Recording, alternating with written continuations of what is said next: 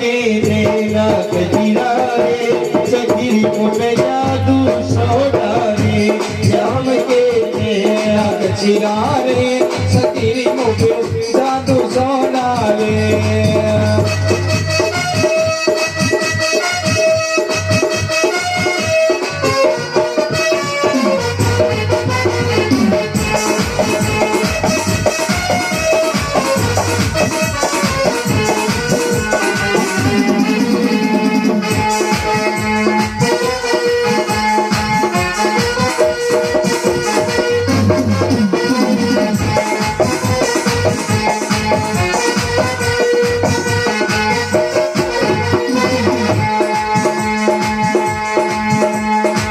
मैं उनकी वो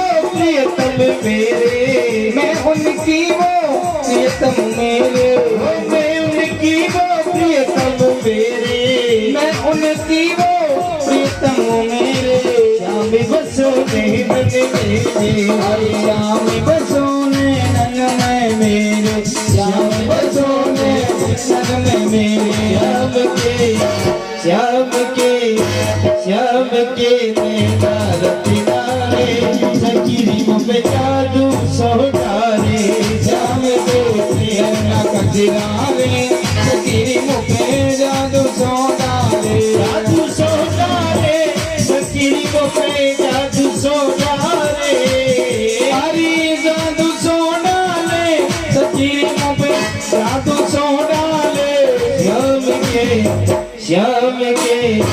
श्याम के नैना कजरा रे सखी पे जादू सोडारे श्याम के नैना कजरा रे सखी पे जादू सोडारे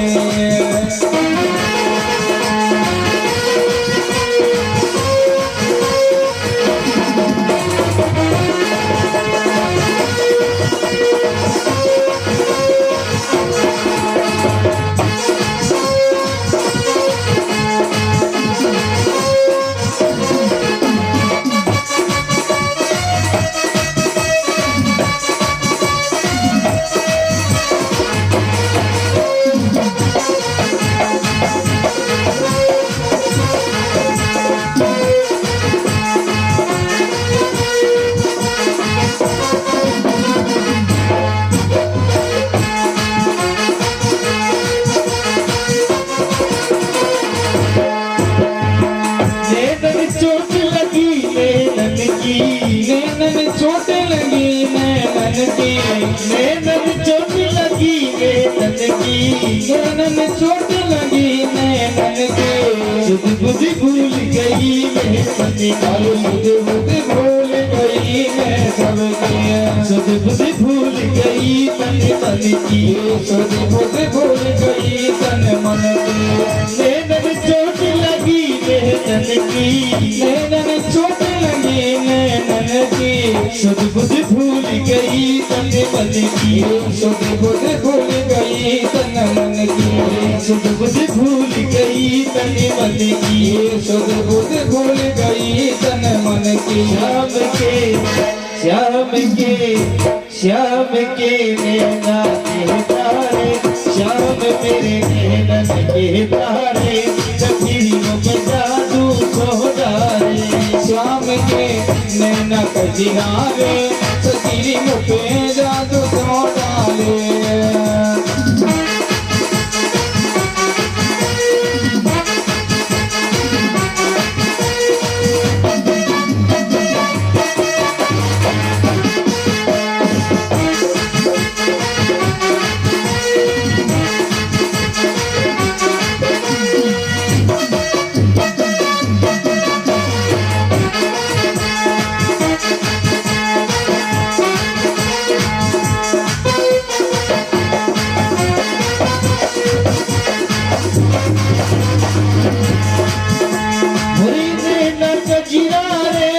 श्याम के नैना कजरा रे नैना कजरा रे श्याम के नैना कजरा रे ओ नैना कजरा रे श्याम के नैना कजरा रे नैना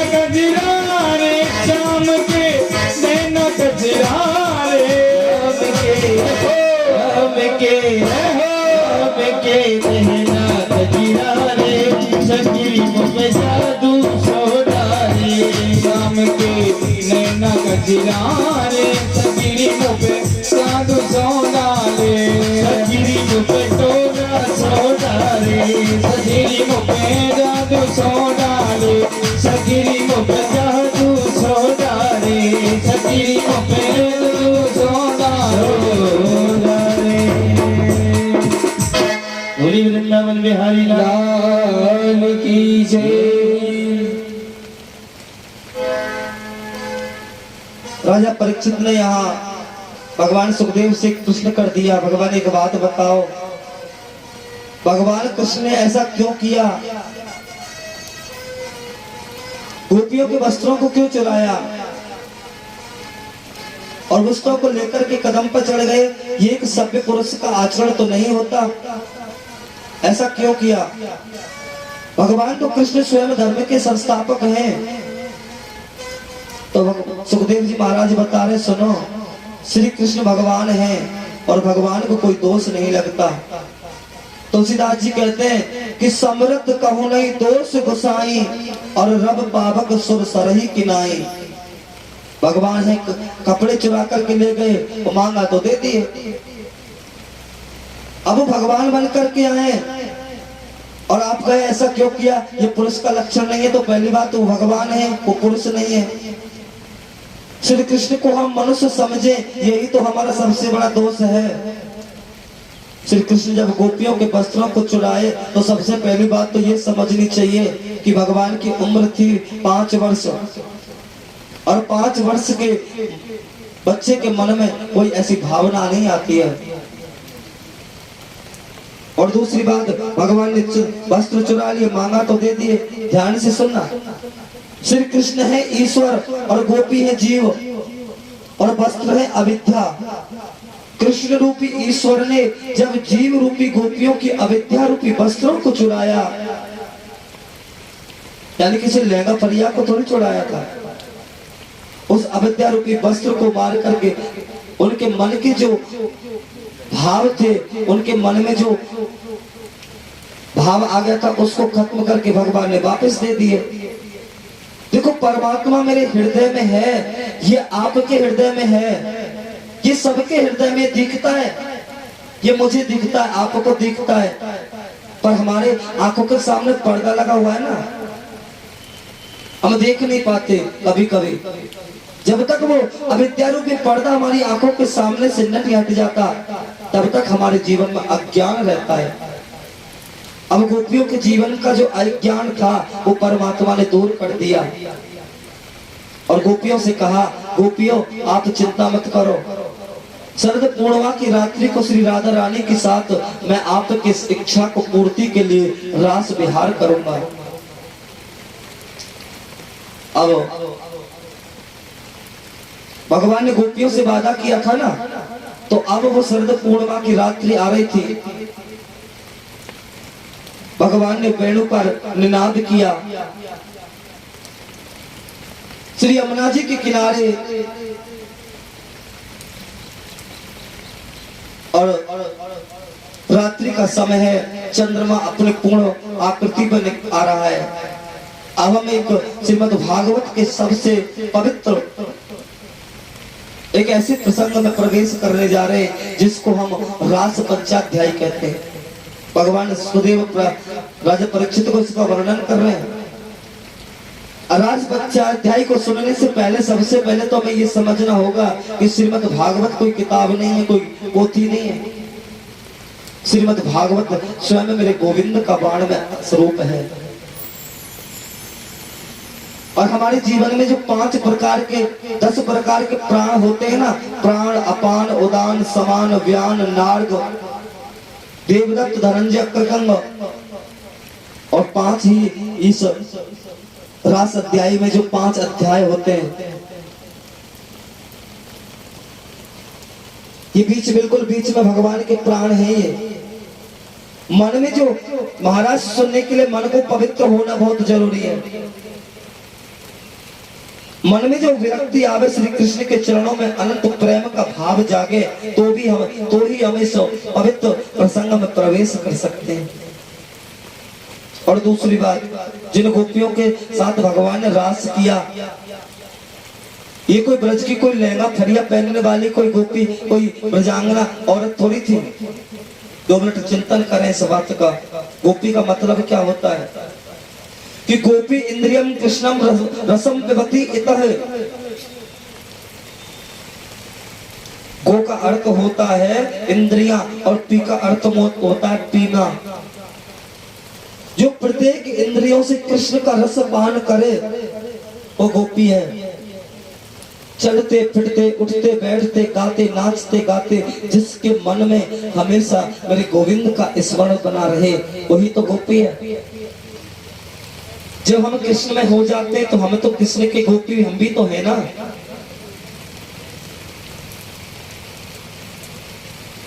अब मैं बताया था आपको कि भगवान राम जब दंडक वन में गए थे तो बहुत बार दंडक मुनियों ने भगवान को पाने की इच्छा प्राप्त की थी, तो वो सब गोपी बन करके आए थे कि नहीं। मत्स्य कन्याओं ने भगवान को पाने की इच्छा प्राप्त की तो वो सब गोपी बन करके आ गई। नाग कन्या दैत्य कन्या जब भगवान बामन बन करके गए तो बलि राजा के यहाँ दैत्य कन्याएं थी, उस सब ने भगवान को पाने की इच्छा की। और दूसरी बात हमारे 4 वेद हैं, इन वेदों में अथर्ववेद है, उसमें 3 कांड ज्ञान कांड उपासना कांड और कर्म कांड। उसके 80,000 जो मंत्र हैं उपासना कांड के वो सब वेद के मंत्र गोपी बन करके आए। सुखदेव स्वामी कहते हैं राजन सभी ब्रजमंडल में गोपी बनकर के आगे। इन गोपियों के अलग अलग विभाग भी हैं, ऐसा नहीं है ये एक तरह की गोपियां हैं, इनके अलग अलग विभाग हैं। श्रुत रूपा, मणि रूपा, साधना सिद्धि, स्वयं सिद्धि, दैत्य कन्या, मत्स्य कन्या, ये सब गोपियों के रूप हैं। ये किसी की बहन बन गई, किसी की बेटी बन गई ब्रजमंडल में। इनके जीवन का सिर्फ एक ही मूल उद्देश्य है कि कैसे भी हमारा मन उस कृष्ण से प्राप्त हो जाए, हमारा मन गोविंद से प्राप्त हो जाए। और ब्रजमंडल की जो आराध्य शक्ति है वो हमारी श्री राधा रानी जी हैं। श्री राधा किशोरी जी स्वयं कृष्ण हैं और योगेश्वर श्री कृष्ण स्वयं राधा का रूप है। ये दोनों एक ही हैं। भगवान कृष्ण के बिना राधा नहीं रह सकती और राधा रानी के बिना श्री कृष्ण कभी रह नहीं सकते। उनकी कृपा तब पर आप पर तभी बनेगी, कृष्ण की कृपा तभी होगी जब राधा रानी की कृपा होगी। राधा रानी की कृपा बरसेगी तो कान्हा की कृपा होगी। और जिस पर राधा रानी की एक दृष्टि पड़ जाए, राधा रानी दृष्टि से एक बार जिसको देख ले उसको वृंदावन में परम प्रेम मिलता है। वृंदावन में बिना राधा रानी के प्रवेश नहीं मिलता। आप घूम करके आ सकते हो पर राधा रानी को अगर जब तक आप भाव से नहीं रखेंगे तो कन्हैया के दर्शन आपको कभी नहीं होंगे। ये प्रवृत्ति हमारे मन में होनी चाहिए। और दूसरी बात भगवान है योगेश्वर, और योगेश्वर की लीलाओं को जो समझेंगे तो उसके लिए हमारा जो मन है ना उसका अंतर्मुखी होना चाहिए, बहुमुखी नहीं। बहुमुखी तो होता है कि मोह माया में भागता है, और अंतर्मुखी होता है जो हमारा अंतर्मन राधा नाम के अंतर में साध साध सुनभ्यम साधुम धातुम राध शब्द हो। अंतर मन की वृत्ति कैसे खुलेंगी? जब कृष्ण मिलेंगे। तो जब कृष्ण मिल जाएंगे तभी तो राधा रास में प्रवेश मिलेगा। तो अब तो भगवान ने वेणु पर निनाद किया तो सभी गोपियां जितनी भी थी, सिद्धि रूपा, नाग कन्या जितने भी जन्म लेकर के आई, सब अब तो उस वेणु के निनाद को सुन करके सब गोपियां सोच रही हैं इस मुरली पर हमारा ही तो नाम ले रहे कन्हैया।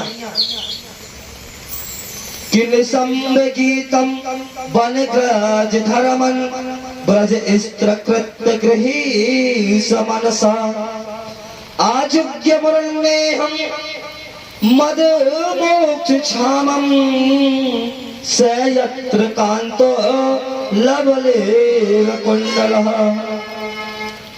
आज तो जो गोपी जैसे जैसे थी वैसे वैसे भगवान के दर्शन करने के लिए भाग रहे। एक गोपी कार्य कर रही थी तो कार्य को बीच में छोड़ करके भागने लगी। ऐसा लग रहा है कि मुरली पर कन्हैया हमारा ही नाम ले रहे हैं। सजने का वक्त नहीं है, और सजने के लिए जरूरत क्या है? अपने मन को मंदिर बनाओ। अब भगवान से मिलने जा रही हैं, सजने की जरूरत है क्या? पर हम सजते ना। हम मंदिर जाते पूजा करने तो घंटे 2-3-4 घंटे पहले तो डेंटन पेंटिंग शुरू हो जाती है। बोलो ना प्रेम से जय श्री कृष्ण। भगवान के दर्शन करने जा रहे हैं, सच्चे मन से गोविंद के दर्शन करने की कामना रखो। सादगी तुम्हारे जीवन में होगी तो स्वयं गोविंद भी चल करके तुम्हारे पवित्र हृदय को देखेंगे तो गोविंद हृदय में स्थापित हो जाते हैं। गोपियों को सजने का टाइम नहीं है। एक गोपी गाय का दूध काट रही थी और गाय का दूध काढ़ा बीच में छोड़ करके भाग गई कि कन्हैया तो मेरा ही नाम ले रहे हैं, मुरली की तान पर मेरा नाम बच रहा है। एक गोपी अपने बच्चे को दूध पिला रही थी, उसको पालने में रखा और भाग उसको सीधी दौड़ लगा दी। एक गोपी ने एक कान में आंख में काजल लगाया, एक में काजल लगाना ही भूल गई, दौड़ लगा दी। अब तो गोपियों को न वस्त्र पहनने की सुध है, न लहंगा परिया पहनने की सुध है, सीधी भागी जा रही है। एक गोपी जब जा रही थी तो उसके पति ने देखा कि कहां जा रही है, तो उसको पकड़ करके एक कोठरी में बंद कर दिया। तो वो गोपी कहने लगी कि तुम क्या मुझे परमात्मा से मिलने से रोक सकते हो? अरे वो गोपियां दौड़ी दौड़ी गई है ना, मैं तो उनसे पहले पहुंच जाऊंगी। तुम्हें शरीर से प्रेम है ना, तो इस शरीर पर नमक लगाओ और मीठा लगा से चाटो। और उसने अपने आप को अपनी आत्मा के द्वारा अपना शरीर त्याग दिया और उन सब से पहले कन्हैया के पास पहुंच गई। बोलो ना प्रेम से जय श्री कृष्ण। अगर प्रीतम के मिलने की प्रेरणा हमारे दिल में हो, हमारे मन में हो, ये सबसे बड़ी होती है। तो धीरे त्याग करके भगवान के पास पहुंच जाए। राजा परीक्षित हाथ जोड़ करके बोले, भगवान एक बात बताओ, इन गोपियों के मन में जो अनुराग है, जो अनुरक्ति है, मैं महाराज ये प्रेम तो नहीं है, ये तो ऐसा लगता है कि किसी प्रीतम के पीछे भागे जा रही हैं। और ऐसे भगवान को प्रीतम मान करके चलना, उनके चरणों में प्रेम करना, ये तो अच्छी बात नहीं है। तो सुखदेव जी महाराज राजा परीक्षित को उत्तर दे रहे हैं कि उक्तम पुरस्त दत्तम भिचैवम सिद्धम यताम गतम त्वसान हसे के समकिमता तो क्षमम प्रिया। हे राजा परीक्षित, आप भगवान का चिंतन कैसे भी याद करते हो, किसी भी प्रकार करते हो, जरूरी नहीं है कैसे करते हो। सबसे महत्वपूर्ण है आप किस भाव से उस परमात्मा को रटते हो। चिंतन करते करते जब आपके मन में तन्मयता आ जाती है ना, तब आपके मन में ये नहीं रहता। धीरे धीरे चिंतन करते करते आपके मन में परमात्मा भाव उत्पन्न हो जाता है। और भगवान ये नहीं देखते कि मेरा चिंतन कैसे कर रहा है, कि तस्मात् के नाति पापम स्नेह मन स्नतहिम। कैसे भी किसी भी उपाय से ये जो मन है ना, ये कन्हैया के चरणों में लगना चाहिए, उनका अनुरागी होना चाहिए। ये चिंतन जो है ये निष्काम होना चाहिए। अब तो सभी गोपियां दौड़ी दौड़ी आ गई और भगवान ने जैसे भगवान के पास आई, घनश्याम तेरी बंसी पागल कर जाती है और मुस्कान तेरी मोहर घायल कर जाती है। ओ घनश्याम तेरी बंसी पागल कर जाती है और मुस्कान